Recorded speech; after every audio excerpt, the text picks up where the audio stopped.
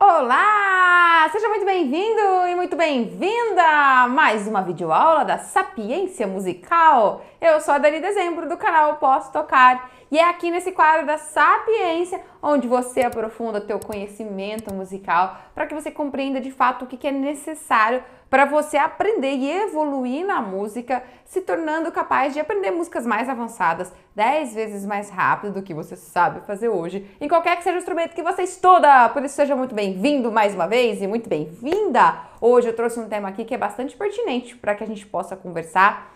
É um tema que faz parte do nosso dia a dia musical, dos desafios que a gente se depara quando a gente começa a se dedicar ao estudo musical, a querer tocar um instrumento. E essa questão que eu trouxe para hoje é a seguinte: o que de fato está impedindo você de estudar o seu instrumento, de praticar música em casa e que você não sabe?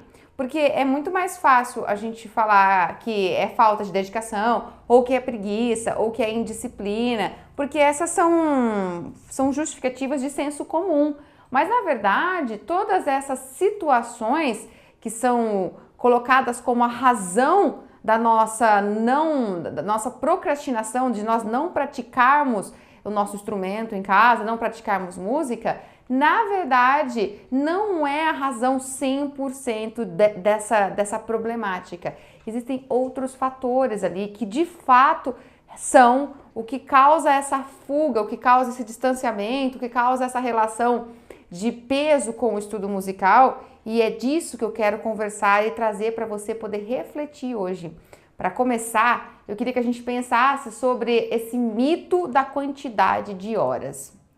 Seguinte, galera, desde sempre nós escutamos que quanto mais a gente estudar, melhor. Que grandes músicos são aqueles que estudam horas e horas e horas. E que então, obviamente, você tem que estudar horas e horas, e quanto mais você estudar, melhor você fica. Ok? Isso é senso comum. Alguém discorda dessa fala? Não. Acontece que há uma supervalorização e uma estima muito maior do que isso de fato é responsável pela qualidade do nosso avanço musical. A responsabilizar a quantidade de horas pelo nosso sucesso, pelo nosso aprendizado real na música, na verdade é um mito. Porque não é a quantidade de horas que faz com que a gente cresça e evolua para valer. Tanto é que, se essas horas forem mal empregadas, se elas forem não estratégicas, se você entrar num estudo que não é o mais adequado, elas são horas, digamos, perdidas. Na verdade, são horas que te levam a uma situação de frustração grande. Então, nós precisamos entender que essa realidade que fica embutida no nosso pensamento e que está enraizada há tanto tempo, tanto é que você verifica quando você chega na sala de aula, a expectativa do seu professor é o seguinte: ele te pergunta, e aí, como foi? Você estudou? Você praticou essa semana? E ele anseia, ele tá assim, super ansioso para que você responda, pratiquei. Daí ele vai falar, praticou quantos dias? E aí você vai falar, nossa, eu pratiquei todos os dias, eu pratiquei 5 dias, 7 dias, a semana toda, 3 dias, é uma numeração. E quanto maior esse número você der, melhor. E aí, quanto tempo? 1 hora, 2 horas, 30 minutos? É sempre uma quantificação numérica da quantidade de horas que traz até uma sensação de bem-estar para você e para o seu professor, de que você está no caminho certo e de que você está se desenvolvendo legal, ao passo que, se você não estiver fazendo isso, você está no caminho errado e não está se desenvolvendo legal. E aí a gente fica sempre com aquela sensação de que, se você não pica cartão e não estuda diariamente o teu instrumento, você fica sempre com uma sensação de culpa, de estar falhando, de que você está fazendo a coisa errada e de que você não vai conseguir aprender. Não é fato? Você não pensa isso? Quem não pensa isso? Nós somos produto dessa forma de pensar que está enraizada dentro do nosso dia a dia musical e que, na verdade, esconde uma problemática muito grande, que é: você não é ensinado a como estudar. Essa é a questão principal. Não importa a quantidade de horas. O que faz diferença de fato é o aproveitamento dessas horas, é o quanto que aquelas horas de fato são de qualidade e são construtivas. O quanto que dali você tirou de aproveitamento técnico, musical, muscular, o quanto que você reteve de verdade de aprendizado. Então, muitas vezes, quando nós deixamos de praticar o nosso instrumento, quando a gente começa a sentir e a falar, poxa, eu tô sem tempo para estudar hoje, na verdade, essa sensação de fuga, né, de desviar o nosso tempo, porque tempo é prioridade, a gente prioriza coisas para o nosso tempo. E a partir do momento que você não está mais priorizando o contato com o seu instrumento, é porque você está, de certa forma, desconfortável, desmotivado muitas vezes, por não se perceber de fato evoluindo. Porque nós estudamos. Todo mundo que já é adulto, que gosta do seu instrumento, estuda, se dedica, começa a colocar a mão na massa, mas começa a se deparar com dificuldades que não estão claras o porquê. E aí, simplesmente a coisa não acontece. Isso vai gerando um desconforto e uma desmotivação, onde você não compreende o que fazer para solucionar aquilo e onde você começa a sentir tédio, nervoso de ficar ali tentando tocar e não sai do lugar, e aí tenta de novo e erra, e onde estava bom, hoje não tá mais, e aí começa a dar esse quadro de instável, esse vai e vem, uma hora tá legal, outra hora não tá, e aí você começa a sentir uma relação de peso, uma coisa não bacana com o seu estudo musical. E aí, lógico, vem outras prioridades que passam na frente e você começa a assumir esse argumento, essa fala para você que não estou com tempo para estudar, eu não tenho tempo para estudar. Não adianta nós estudarmos 1, 2, 3 horas diariamente se essas horas não forem realmente bem aproveitadas enquanto construção de um aprendizado, enquanto você souber lidar com as dificuldades que vão acontecer ali e souber contornar essas dificuldades. Porque uma vez que o seu estudo é baseado pela pura repetição, onde a repetição tem finalidade de corrigir erros, então você fica naquele automatismo de errei, repito para corrigir. Puxa, errei de novo, repete para corrigir. Errei de novo, repete para corrigir. Essa repetição pura, mecânica, causa tédio, causa nervoso, causa irritação. Porque quem gosta de ficar errando o tempo todo? O erro é natural, sim, mas a repetição não supera o erro. Não é bem a repetição. Se essa repetição não for com um novo enfoque, com uma nova proposta, se você não repetir com um foco de melhoria num ponto específico, você acaba criando vícios, porque você fica repetindo uma movimentação que está sempre errada. Então isso cria memória muscular e não cria aperfeiçoamento, não cria uma habilidade, não cria um constante progresso diário. Você não se vê progredindo diariamente, de forma constante, ainda que de pequenos passos, você não enxerga esse progresso constante. Resultado, você fica nervoso e você fala, amanhã eu pego mais, vai. E aí vai abandonando, vai se distanciando de uma prática realmente de qualidade, uma prática gostosa, uma prática eficiente. Para que a gente possa evitar isso, de ter essa relação desconfortável com o estudo musical, de começar a não ter mais tempo para estudar porque está desmotivado, a sua postura deve ser o tempo todo de ter uma investigação. Você tem que estar lá, tem que ser um estudo investigativo.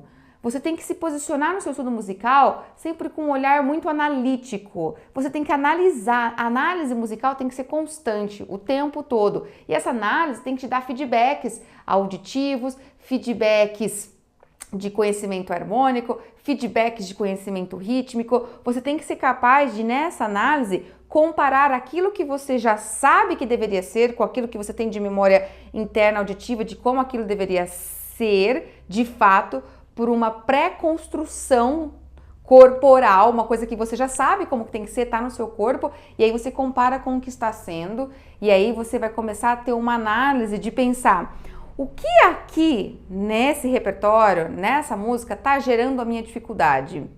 Por que tá difícil? O que, do ponto de vista musical, tá causando essa trava, essa coisa de que eu não consigo? Uma vez que você se pergunta isso e que você consegue trazer uma resposta concreta, é por causa desse elemento aqui, é por causa dessa questão musical aqui. E aí, essa resposta, ela tem que se revezar em 2 âmbitos. Musicalmente é por causa disso que está esbarrando na dificuldade técnica, que é essa daqui. Eu tenho que nomear. Uma coisa sustenta a outra. Então eu preciso saber o que está musicalmente sustentando a minha dificuldade técnica. E eu preciso saber qual é a dificuldade técnica, o que eu vou fazer para solucionar essa dificuldade técnica a partir desse conhecimento de como essa técnica se assenta sobre essa necessidade musical. Você olha para isso e começa a buscar alternativas de resolução fora do instrumento. A primeira coisa que você tem que ter é a certeza de como isso deveria estar, porque uma vez que você se afasta do instrumento e pensa musicalmente no seu corpo, depois você consegue conectar com as respostas que você deve praticar para construir a técnica. Então, nesse sentido, você passa a conquistar habilidades que às vezes, muitas vezes escapam do teu olhar, que você não tem. Muitas vezes você nem percebe que o que está segurando você é uma defasagem, é uma carência na questão da rítmica, de não ter dominado bem essa importante camada musical que é o ritmo, e ali tem lacunas ali dentro que você não conhece, até então você não sabe, ou então que há lacunas, que há dificuldades na camada, na dimensão melódica, ou na harmônica, na compreensão harmônica, e uma vez que você sai fora do teu instrumento, nutre o teu conhecimento musical, você começa a evidenciar essas lacunas, você vai adquirindo habilidades musicais que são extremamente importantes para que você troque o discurso de deixa eu praticar mais um pouco, não, deixa eu tentar mais um pouco. Você troca isso pelo discurso, deixa eu ver como é que eu vou repetir isso aqui de forma eficiente para que eu consiga alcançar resultados em menos tempo. Porque repetição por repetição, vai fazer você progredir? Vai, uma hora você vai acertar. Só que vai tornar o teu processo tão desgastante, tão cansativo e tão tardio que muitas vezes você não tem paciência para persistir. E aí você começa a desistir de praticar e aí tá fadado que lá na frente, daqui a pouco, você vai parar de tocar o teu instrumento. Entende? Esse é o ponto crucial. Você tem que ter condições de pensar que o seu estudo musical deve colocar a repetição que é necessária, não para corrigir erros. A repetição ela não deve vir para corrigir erros, ela deve vir para otimizar acertos. E parece um pouco óbvio isso que eu estou falando, mas uma coisa é bem diferente da outra. Quando a repetição é baseada em corrigir erros, você repete pura e simplesmente fazendo a mesma coisa, sem mudar nada, sem ter preocupação de mudar nada. Você só repete para tentar de novo. Quando a repetição está focada em otimizar acertos, você jamais repete sem estar consciente do que você vai mudar. O que elemento você vai focar para mudar e qual a estratégia que você vai usar, seja musical, seja uma estratégia técnica, para mudar aquele elemento e de fato, então, que você, através dessa repetição, possa otimizar cada vez mais acertos e assim que você possa alcançar fluência e de fato conquistar o domínio daquela música que vai fazer com que você conquiste domínio do teu instrumento cada vez mais. Qual é o senso comum que nós vemos e de todo mundo ali quando nós estamos estudando e nos deparamos com algo difícil de fazer no instrumento? O que é o senso comum? O que todo mundo pensa? O que você pensa? O que eu já pensei quando eu era aluna? Tenta de novo. Vai, faz de novo, tenta mais uma vez. Sabe aquela música? Tente outra vez. Então, é isso aí. O senso comum não deu certo? Tenta outra vez. E aí a gente engata nessa repetição cíclica, até que a gente consiga. Esse é o senso comum. Apesar de ser o senso comum, não é o senso mais eficiente. Ele não é o que traz mais resultado. Na verdade, isso traz um resultado bem lento, bem a longo prazo. E você corre o risco, nesse tipo de prática, de chegar no final de uma semana pior do que você começou ela. E isso é muito sério, porque quando você começa a semana estudando um repertório e você está se colocando para aprender aquele repertório, você não tem os vícios que você pode adquirir ao longo da semana toda, estudando ali dos 7 dias de prática, se você praticar todo dia, adquirindo as memórias musculares de passagens erradas, porque você simplesmente tentou de novo, tentou de novo, tentou de novo. Tentar de novo não é suficiente, não te leva por uma prática realmente efetiva e construtiva, onde o teu talento musical está se erigindo com sabedoria, com graciosidade. Na verdade, é uma prática que te leva por um caminho de esforço muito grande e possivelmente que vai testar muito a tua motivação e o teu grau de persistência. O que deveria ser o esperado, o que deveria ser o ensinado e o que você deveria colocar em prática toda vez que você vai estudar o teu instrumento?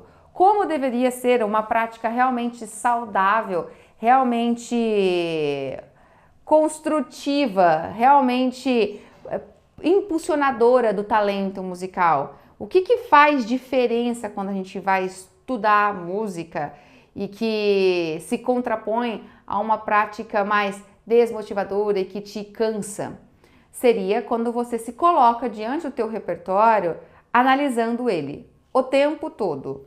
Como eu sempre falo, nós temos que ser capazes de olhar para aquela música, se não tem partitura, de escutar aquele repertório e de encontrar o que está dando suporte para aquela música, para aquele repertório. E aí você tem que sair do macro, né, de pensar no geral, para começar a trazer o teu olhar para cada vez mais micro. Ele vai adentrando até analisar estrutura por estrutura. Então ele sai de analisar a música toda e vai enxugando, vai analisando, até você analisar uma frase. De uma frase analisa o motivo.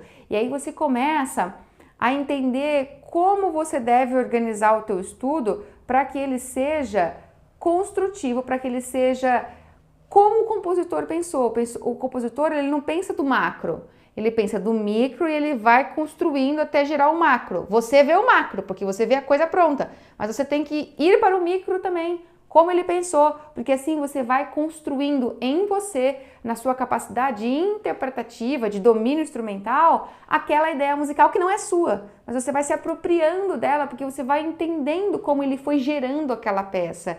E a partir desse entendimento, você vai trazendo formas de estudo mais passo a passo, mais gradativas, onde você percebe que por metas claras, onde você tem, bom, a minha meta de estudo aqui é essa, e assim você vai tendo metas diárias que se somam à meta do outro dia e à meta do outro dia e acaba gerando uma meta de médio prazo, que é a meta da semana, que se soma à meta da próxima semana, que se soma da próxima semana e aí gera uma meta maior de longo prazo, que é a meta do que vai estar acontecendo daqui a um mês com aquela música. Então, você tem que ter esse olhar estratégico. E para que você possa entender e vivenciar isso melhor, eu separei uma música que eu queria dividir aqui com você, um repertório. Eu peguei uma partitura de um teminha bem conhecido, que é o da Valsinha, do Chico Buarque, e eu quero mostrar para você, eu quero que você possa compartilhar dessa estratégia, desse entendimento musical.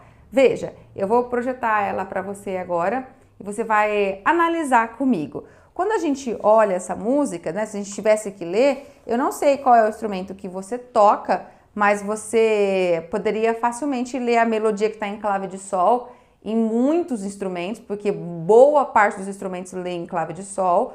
Claro que às vezes você teria que adaptar a extensão, né? As notas que estão um pouco graves ali, estão com linhas suplementares, de repente seu instrumento não tem essas notas, você às vezes tem que jogar uma oitava acima para adaptar para a tessitura do teu instrumento. Ainda assim dá para você ler a clave de sol. Na maioria dos instrumentos conseguiria ler essa clave aqui e tocar. Se o teu instrumento é harmônico e permite que você faça a clave de Fá junto, então você conseguiria tocar as duas pautas o tempo todo. A clave de Sol que está com a melodia e a clave de Fá que está fazendo a harmonia. Então é uma partitura que dá para ser adaptada para diferentes instrumentos. Mas o que eu quero te mostrar aqui? Eu quero que você entenda que um olhar analítico iria esmiuçar essa peça, iria começar a ver a harmonia. Dá uma olhada nos acordes que estão cifrados. sobre a pauta. Você vai ver que é Lá bemol diminuto, Sol 7, Dó menor. Tem 3 acordes, Lá bemol diminuto, Sol 7. Eu vou escrever aqui, ó, do meu ladinho, ó, Lá bemol diminuto, Sol 7 e Dó menor, ok? Lá bemol diminuto, Sol 7 e Dó menor. E aí esses acordes se repetem. Mais uma vez, vai ser Lá bemol diminuto, Sol 7 e Dó menor. Então isso aqui aparece 2 vezes, ok?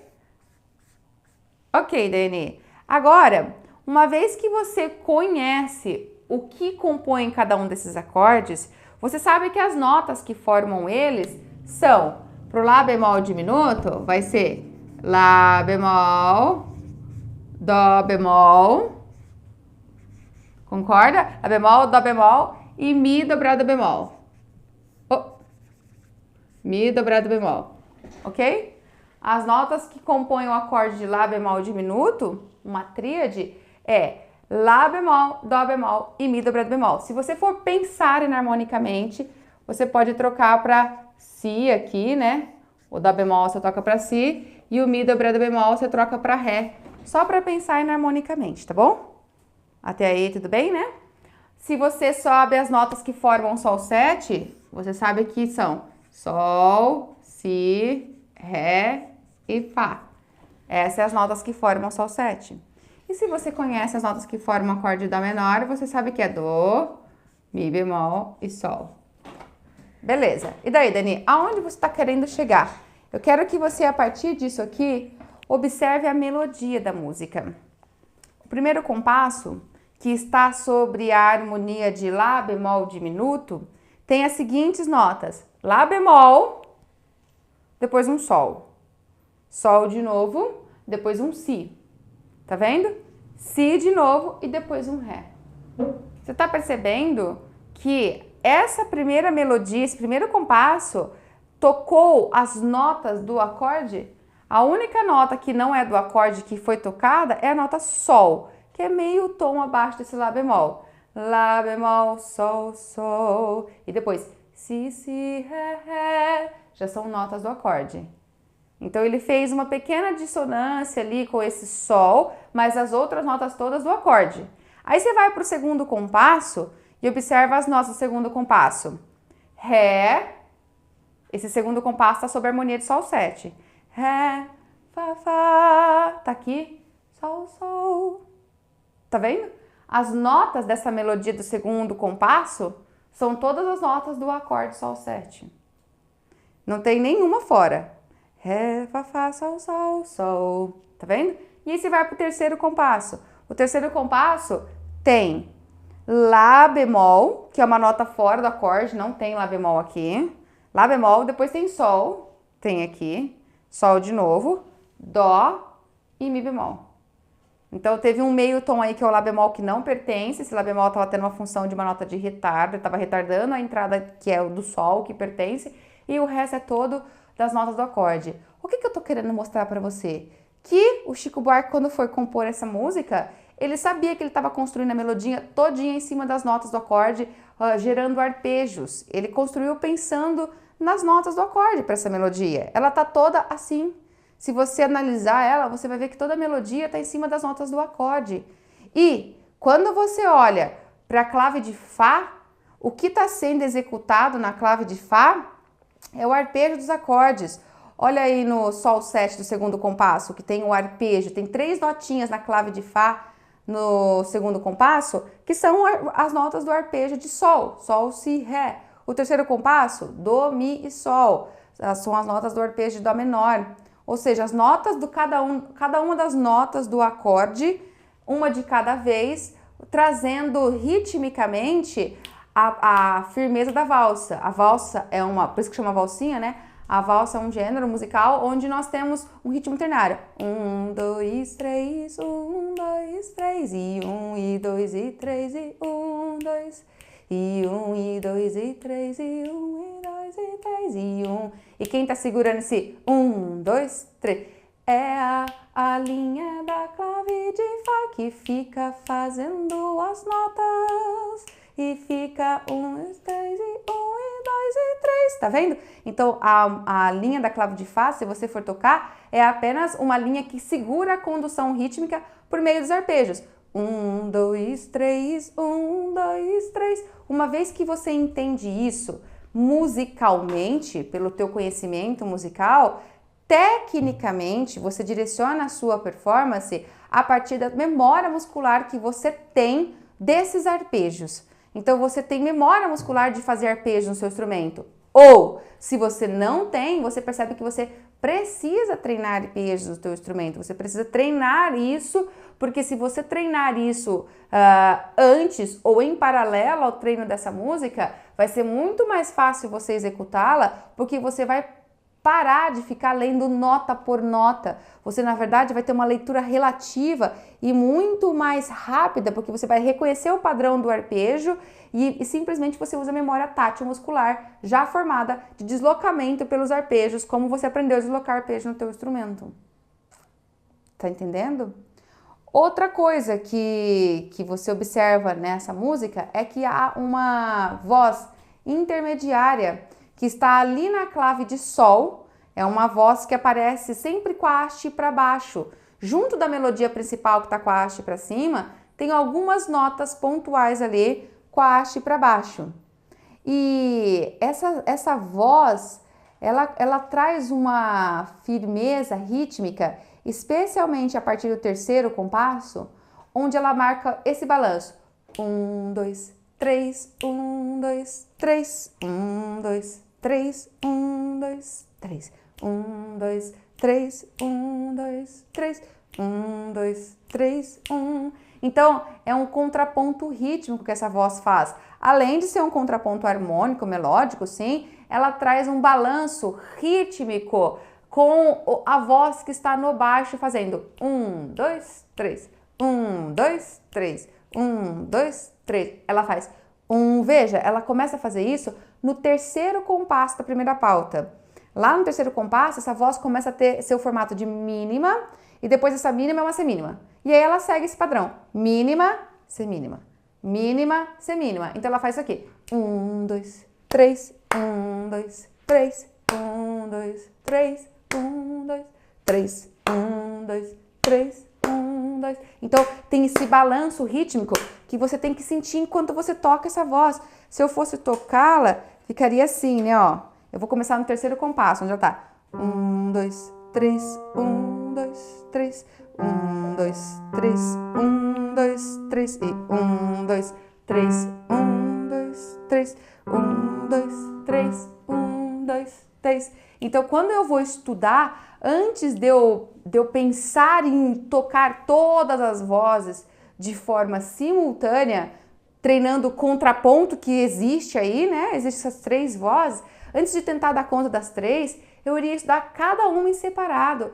E aos poucos eu iria começar a colocar. Eu treinaria a voz de baixo com a intermediária, ouvindo esse balanço de 1, 2, 3, 1. Às vezes, muitas vezes treinando isso no corpo, né? Ao mesmo tempo que eu fico 2, 3, eu fico 1, 2, 3, 1, 2, 3, 1, 2, 3. Porque eu tenho que sentir essa condução rítmica, que vai ser a forma como essa melodia dessas duas vozes mais graves estão sendo conduzidas. Expandindo o olhar ainda sobre essa música de forma um pouco maior, nós podemos entender que essa música é formada por 5 frases. Se você analisar a primeira frase, partindo da ideia de que cada frase tem mais ou menos 4 compassos, é um tamanho médio das frases, mais ou menos 4 compassos, você vê que há uma frase que começa na primeira pauta e termina no compasso 5, que é o primeiro compasso da segunda pauta, porque são 4 compassos. 1, 2, 3 e o quarto compasso está lá embaixo. Terminou a frase. Recomeça essa frase, só que ela vai literalmente recomeçar, né? Ela repete, na verdade, ali, né? Essa frase. Deixa eu só ver se tem alguma coisa de diferente. Não, ela repete, a segunda frase é a repetição da primeira. E aí a segunda pauta, entrando na terceira, tem a repetição da primeira frase, é a segunda frase. E assim acontece ao entrar na outra página, na segunda página dessa música. Nós temos 5 frases musicais que estão distribuídas em 2 períodos e um coda. o coda ali embaixo que está na casa 3, da segunda página, tem a casa 3, depois do ritornello, na terceira pauta, isso é o coda da música. Então nós temos 2 períodos com 2 frases cada um e temos mais uma frase ali no coda. O que isso traz pra gente? Partes de estudo musical. Você fala, ok, eu entendi como que essa peça toda está montada, eu já tenho ideia de como construir, do que eu devo pensar, de o que eu devo buscar no meu estudo musical para que ele fique realmente musical e eu faça isso de forma gradativa e construtiva por partes. Se são 5 frases, deixa eu pensar na primeira frase hoje. Depois amanhã eu vou pensar na segunda frase. Eu vou construir a segunda frase, assim eu construir já o primeiro período.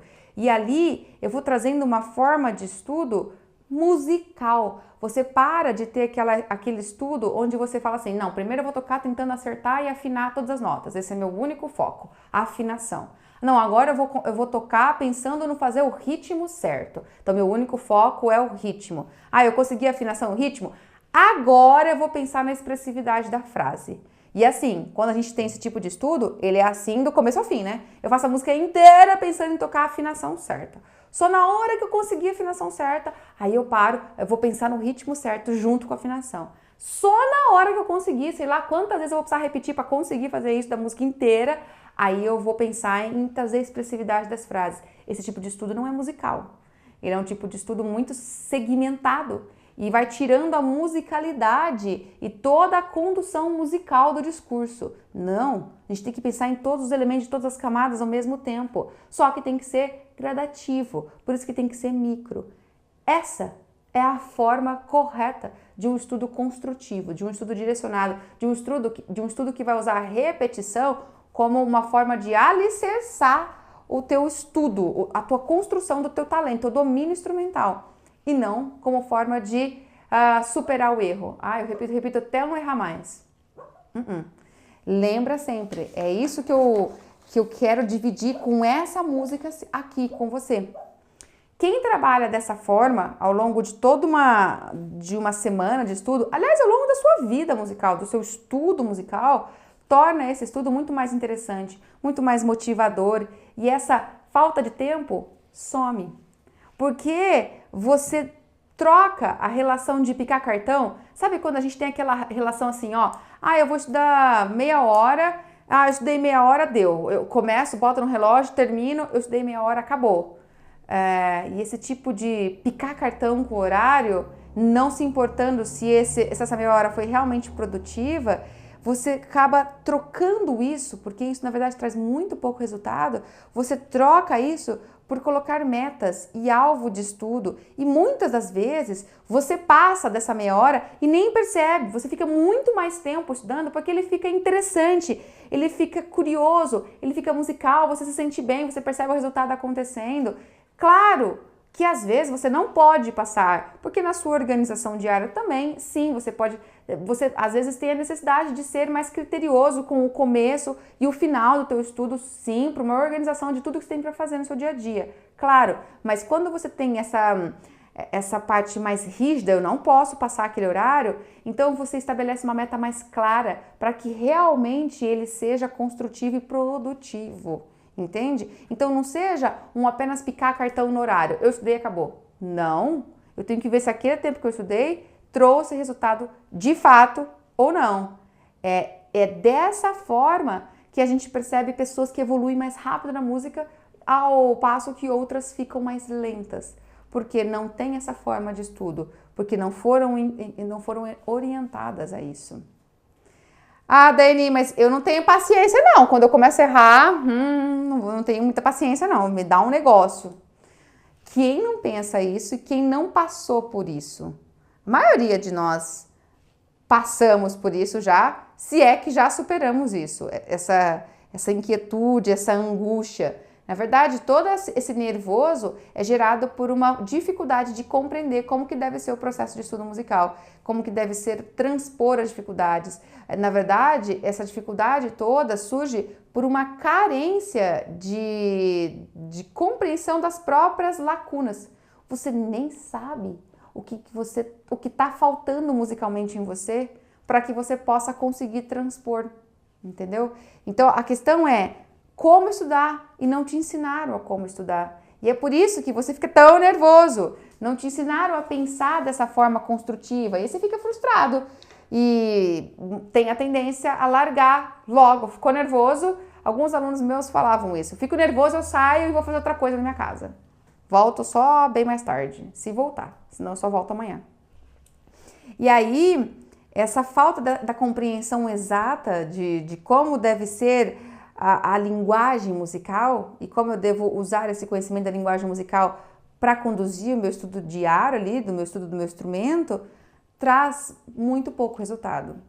E aí, é por isso que você tá assim, se sentindo tão irritado e falando, não tem paciência nenhuma. Isso só prova que você tem aí uma oportunidade de começar a nutrir o teu conhecimento musical de fato, para trocar essa angústia, essa irritação pelo prazer de um estudo bem dirigido. Esse é o ponto. Então, essa indisciplina da falta do estudo, da prática, quando a gente gera essa inconstância de contato com o nosso instrumento, na verdade, ela vem por uma extrema ansiedade e também insatisfação com os resultados que você está conquistando. Você queria conquistar outros, mas conquista esses aqui. Que essa ansiedade e essa insatisfação te tira da tua prática como ela deveria ser.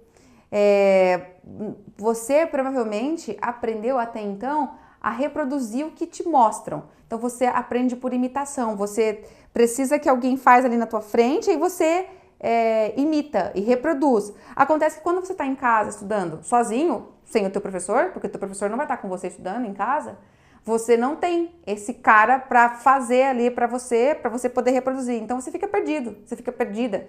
Você não sabe como fazer. E é aí que é o ponto. Você precisa, é essencial adquirir consciência musical para que você tenha esse corte nesse cordão umbilical de dependência com o seu professor. Porque não é isso que vai fazer você evoluir para valer a música. Você precisa compreender como que a música se sustenta. E esse é o ponto. O seu professor compreende. É por isso que ele é professor, é porque ele passou por esse caminho. Mas ele não foi porque ele ficou tentando, repetindo, e aí uma hora ele conseguiu. Não.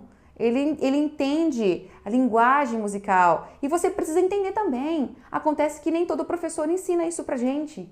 Você precisa entender para que você tenha essa maturidade e essa possibilidade de fazer do teu tempo de estudo ali em casa algo muito bom, algo realmente gradativo, construtivo, de resultados. Não são resultados gigantes, mas são resultados concretos. Um pouco de resultado todo dia, porque é a soma dos pequenos e constantes resultados diários que trazem o teu talento. O teu talento não vai surgir de hoje para amanhã.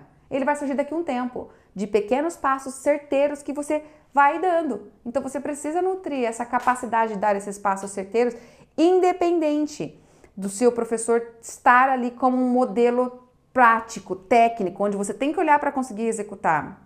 Cada elemento que a gente analisa na música, nós só realmente conseguimos compreender e analisar esse elemento musical ali se você conhece sobre isso. Senão você não vai reconhecê-lo ali. Não tem, é óbvio, se você não tem condições, não tem um feedback formado no seu corpo, você fatalmente vai cair num estudo papagaio, um estudo repetitivo. E provavelmente daqui a um tempinho você vai estar começando a falar que você não tem tempo para estudar, que está difícil arrumar tempo para estudar, quando na verdade você está desestimulado pelos poucos resultados que você está alcançando e que na verdade não deveriam ser assim. O nosso estudo musical, ele deveria ser muito mais interessante, muito mais motivador, muito mais criativo, muito mais prazeroso, pela investigação, pelo nível de entrega que você fica ali nessa construção. E é disso que se trata o teu contato com o teu instrumento, é isso que deve ser. Se não está sendo assim, você precisa mudar esse quadro. E aqui eu trouxe como. Basta que você agora comece a praticar tudo isso, devagarinho, de forma... Nada na vida vem, né, de uma vez. A gente vai conquistando a nossa maturidade, nosso conhecimento musical aos poucos. E a gente tem que ter estratégias para aplicar essa maturidade no nosso contato, no nosso estudo com o instrumento. Tá bom? Eu espero que você tenha gostado, tenha curtido. E aí você já deixa o seu like. E se você curtiu, já corre esse seu dedo, já dá seu like nessa videoaula, já dá seu like no canal. Aliás, nos nossos outros canais também, que eu não sei se você conhece, mas nós temos canais no Facebook, YouTube, Instagram, TikTok, tem no Telegram, no nosso grupo lá no Telegram oficial, chama Evoluindo na Música. Tem a nossa comunidade no Facebook. Então é o seguinte, se você está curtindo, já se esparrama pelas nossas redes, porque eu vou adorar ver você interagindo comigo nos diferentes canais e compartilhando esse assunto para que mais pessoas possam ter acesso a entender e a mudar a sua história com a música. Porque talento é algo que a gente constrói, mas que a gente constrói no dia a dia, do estudo com o instrumento. Então a gente precisa aprender a construir, ok? Então compartilha, já deixa seu like, leva para que mais pessoas possam chegar daqui um tempo aqui no canal e dizer, cara, tô tocando pra caramba porque eu comecei a fazer isso e aquilo que você tá falando, Daiane, e dá resultado. Aliás, se você já começou a fazer isso, deixa aí nos comentários. Eu também quero ver você falando, testemunhando. Daiane, fiz isso, fiz aquilo e ó, realmente deu mudança, foi legal. Ou, Daiane, não tô conseguindo fazer isso, me ensina melhor como que eu faço isso ou isso, aquilo. Deixa aí, interage comigo, tá bom? Eu quero saber, eu quero ver, porque isso é muito importante para que eu possa te ajudar e para que você possa me ajudar a te ajudar. Tá bom? A gente se encontra nas próximas videoaulas, hein?